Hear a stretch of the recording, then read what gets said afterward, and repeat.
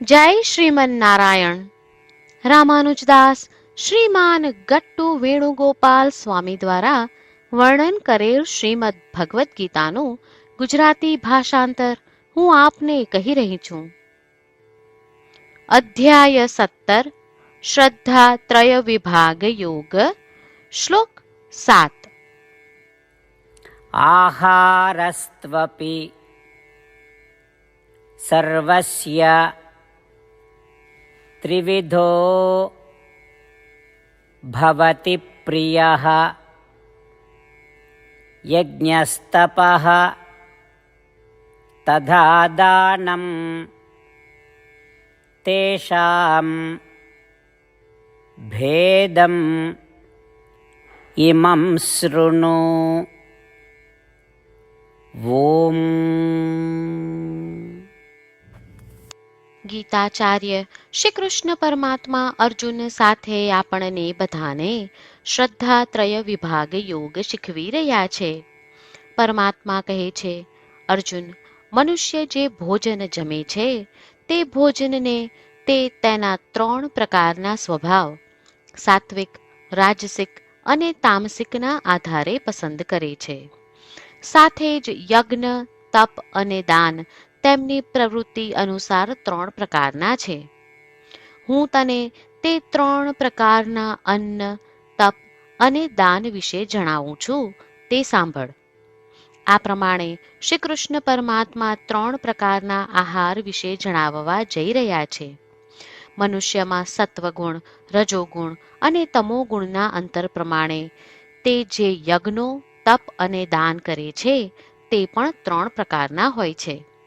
અને તે જ પ્રમાણે તેમાંથી પ્રાપ્ત થતા ફળોમાં પણ અંતર હોય છે. શ્રી કૃષ્ણ પરમાત્માના ઉપદેશો પર ધ્યાન કરતા, શ્રીમન નારાયણની પ્રાપ્તિને આપણા જીવનનું ધ્યેય બનાવતા અને માત્ર શ્રીમન નારાયણનું શરણ લેતા ચાલો આપણે બધા શ્રી કૃષ્ણ પરમાત્માના શબ્દોનું આ શ્લોક સ્વરૂપે પુનરાવર્તન કરીએ. આહારસ્ત્વપી સર્વસ્ય ત્રિવિધો ભવતિ પ્રિયઃ યજ્ઞસ્તપ તથા દાનમ તેષાં ભેદમિમં શૃણુ. શ્રી કૃષ્ણ પરમાત્માએ આખી ભગવદ્ ગીતાનો સાર અધ્યાય 18ના શ્લોક 65 થી 70માં 8 ઉપદેશ દ્વારા કહ્યો છે. શ્રી કૃષ્ણ કહે છે, જે મારા આ 8 ઉપદેશ અનુસરે છે તે મને પ્રિય છે. એ સર્વે ભક્તોનું હું બધી જ રીતે રક્ષણ કરીશ.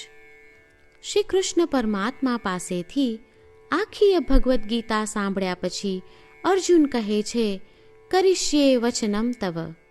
એટલે, કૃષ્ણ, હું તમારી આજ્ઞાનું પાલન કરીશ. તમે કહો છો એમ કરીશ. અને આથી જ શ્રી કૃષ્ણએ દરેક પ્રકારના યશ અને વિજય અર્જુનને આપ્યા છે. તો ચાલો આપણે પણ પરમાત્માને 8 વાતો પાળવાનું વચન આપીએ. પરમાત્માને આપેલા વચનથી મોટી કોઈ પૂજા, તપ કે યજ્ઞ નથી. 8 પ્રતિજ્ઞાઓ જે આપણે લેવી જોઈએ તે હું હવે કહું છું. આપ સૌ પણ એનો મન અને હૃદયથી વિચાર કરો. આ રીતે શ્રી કૃષ્ણને વચન આપતી વખતે આપણે સૌ શ્રી કૃષ્ણની હસતી મુખમુદ્રાનો મનમાં વિચાર કરીએ અને પરમ આનંદનો અનુભવ કરીએ. જય શ્રીમન નારાયણ. આપણા 8 વચનો આ પ્રમાણે છે. આપણું પહેલું વચન, હે શ્રીમન નારાયણ, તમારા ઉપદેશ પ્રમાણે હું હંમેશા તમારું ધ્યાન અને ચિંતન કરીશ. આપણું બીજું વચન, હે શ્રીમન નારાયણ, તમે કહ્યું છે તેમ હું સદાય તમારી ભક્ત રહીશ.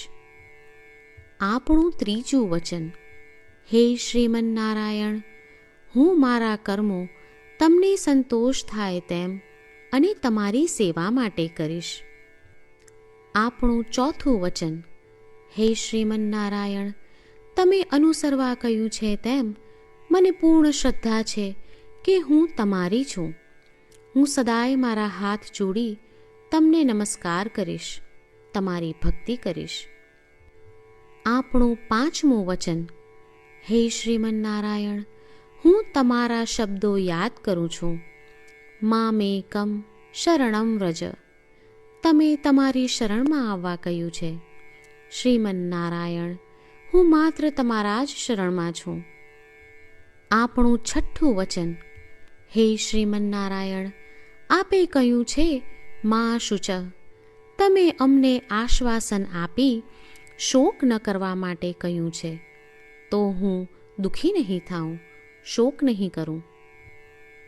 આપણું 7મું વચન. હે શ્રીમન્નારાયણ, અમારા કલ્યાણ અર્થે આપે શ્રીમદ્ ભગવદ્ ગીતા રૂપી આશીર્વાદ આપી અમારા સૌ પર કૃપા કરી છે, તો હું દરરોજ ઓછામાં ઓછો 1 શ્લોક વાંચીશ અથવા સાંભળીશ એવો સંકલ્પ લઉં છું. આપણું 8મું વચન. હે શ્રીમન્નારાયણ, હું ગીતાના દૈવી શબ્દો એ ભક્તો સુધી પહોંચાડવાનો પ્રયત્ન કરીશ જેઓ ગીતાથી અજાણ છે. હે શ્રીમન્નારાયણ, તમે કહ્યું છે તેમ કરીશ, તમે કહ્યું છે એમ વર્તીશ અને તમારા માટે જ કર્મ કરીશ. શ્રીમન્નારાયણને આપેલું વચન કે દરરોજ તમે કહ્યું છે એમ કરીશું, એ જ એક મહાન પૂજા છે. તો ચાલો આપણે સૌ દ્રઢ શ્રદ્ધા સાથે પ્રભુ પાસે એક સંકલ્પ લઈએ. શ્રીમન્નારાયણ, કરીશ્યે વચનમ તવ. શ્રીમન્નારાયણ, હું તમારી આજ્ઞાનું પાલન કરીશ. સર્વમ શ્રી કૃષ્ણાર્પણમસ્તુ. જય શ્રીમન્નારાયણ. આહારસ્ત્વપી સર્વસ્ય ત્રિવિધો ભવતિ પ્રિયઃ યજ્ઞસ્તપઃ તથા દાનમ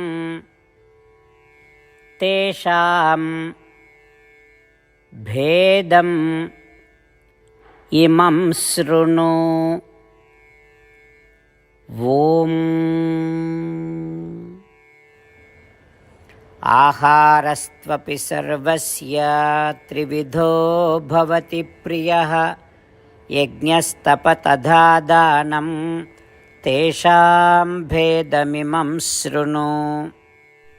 જય શ્રીમન્નારાયણ. તમામ ભક્તોને ખાસ વિનંતી. આપણા જીવનની દરેક બાબતોમાં આપણે તાત્કાલિક અને અસરકારક પરિણામો ઈચ્છીએ છીએ. આ પ્રાપ્ત કરવા માટે ચાલો દરરોજ 1 મિનિટ ફાળવીએ અને નારાયણાસ્ત્રમ વાંચીએ.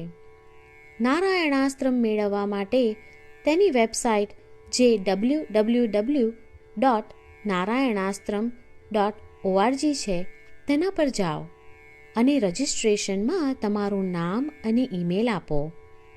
તમે આપેલા ઈમેલ પર તમને નારાયણાસ્ત્રમ PDF પ્રાપ્ત થશે. PDFમાં રામાયણનો 1 શ્લોક, ગીતાનો 1 શ્લોક અને 1 વિષ્ણુ નામ છે. આ 3ને નારાયણાસ્ત્રમ કહેવામાં આવે છે.